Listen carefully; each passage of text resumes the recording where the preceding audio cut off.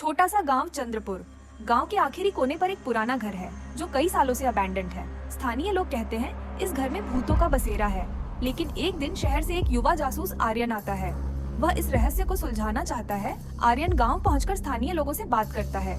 सभी उसे चेतावनी देते हैं, उस घर में मत जाओ, वहाँ रात होते ही अजीब आवाजें सुनाई देती हैं। कोई गया तो वापस नहीं आया। लेकिन आर्यन भूत प्रेत पर विश्वास नहीं करता। वह तय करता है कि रात उस घर में रहेगा। शाम हो गई। आर्यन ने घर का दरवाजा खटखटाया और अंदर चला गया। टूटी खिड़कियों से ठंडी हवा आ रही थी। मोमबत्ती जलाकर वह इधर उधर देखने लगा। अचानक उसने देखा दीवार पर कुछ अजीब निशान है।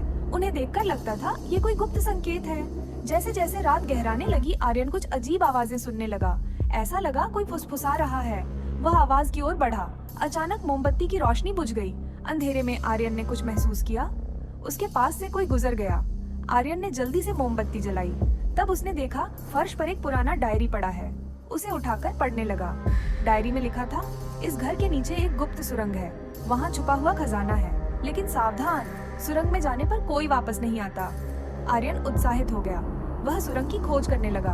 अचानक उसने देखा एक फर्श का पत्थर ढीला है। उसे हटाते ही एक सीढ़ी दिखाई दी। आर्यन ने सीढ़ी से नीचे उतरना शुरू किया। नीचे जाकर उसने देखा एक बड़ा कमरा है।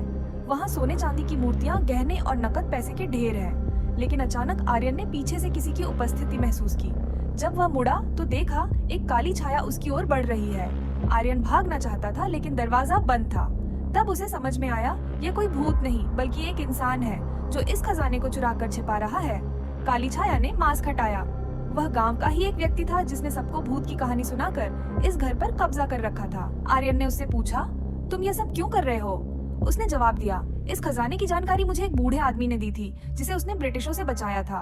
उसने कहा कि ये हमारे देश का खजाना है, इसलिए मैं इसे इतने समय से बचा कर रखता था। लेकिन अगर कोई जान जाएगा तो ये छीन लिया जाएगा, इसलिए मैंने भूत की कहानी बनाई। आर्यन ने समझा यह आदमी वास्तव में खजाने की रक्षा करना चाहता है। उसने कहा, तुम इसे कानून के माध्यम से सुरक्षित कर सकते थे।